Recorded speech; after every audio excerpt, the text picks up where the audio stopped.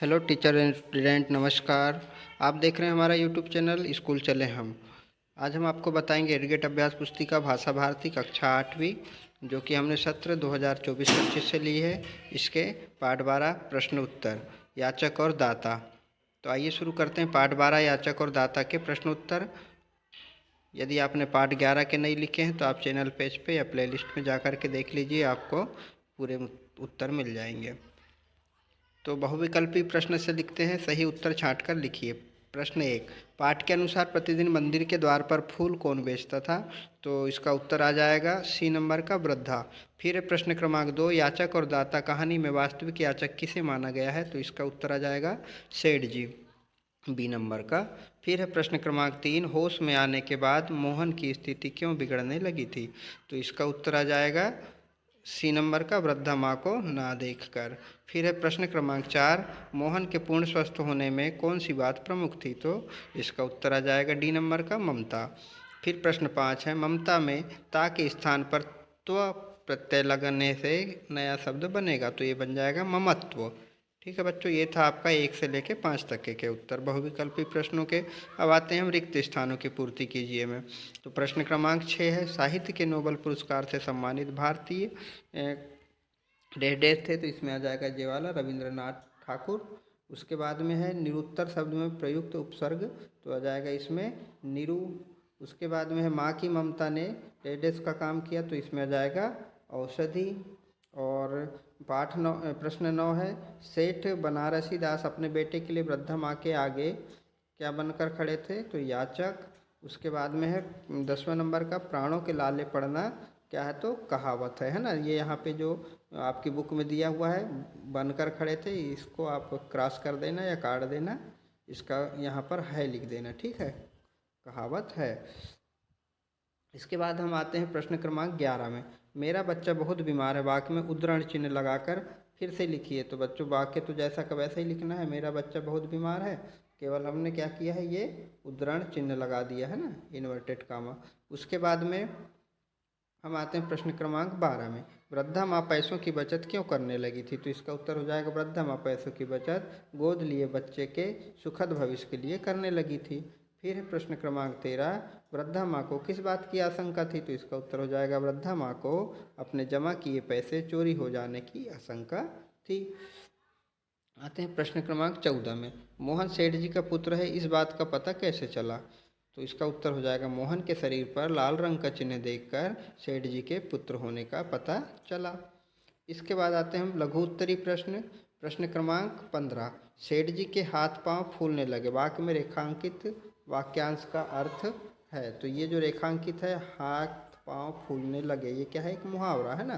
तो हाथ पांव फूलने का अर्थ क्या होता है, घबरा जाना, है ना। तो इसका अर्थ ये हो जाएगा कि हाथ पांव फूलने का अर्थ है कि सेठ जी बहुत घबरा गए और उनके मन में डर और चिंता पैदा हो गई। ठीक, अब आते हैं हम प्रश्न क्रमांक 16 में, इन शब्दों की वर्तनी शुद्ध करके लिखिए।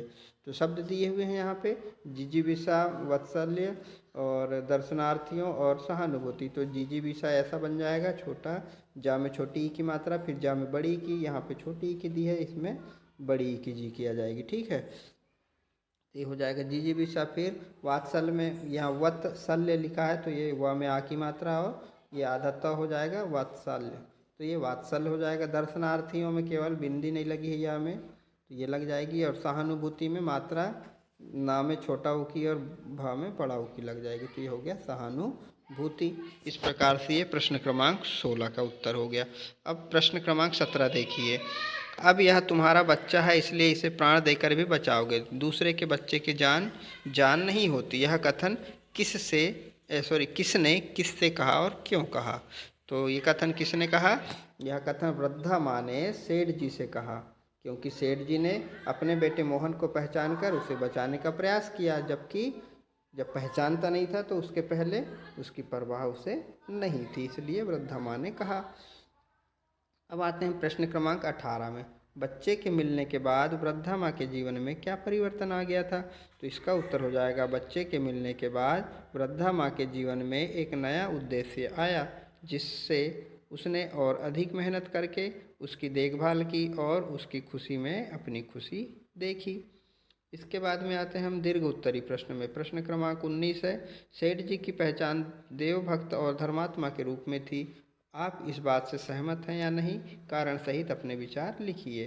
तो इसका उत्तर हो जाएगा मैं सहमत नहीं हूँ, है ना, क्योंकि सेठ जी ने सिर्फ बाहरी दिखावे के लिए खुद को धर्मात्मा बताया, लेकिन जब वृद्धा ने मदद मांगी तो उन्होंने उसे ठुकरा दिया, जो उनकी असली प्रकृति को दर्शाता है।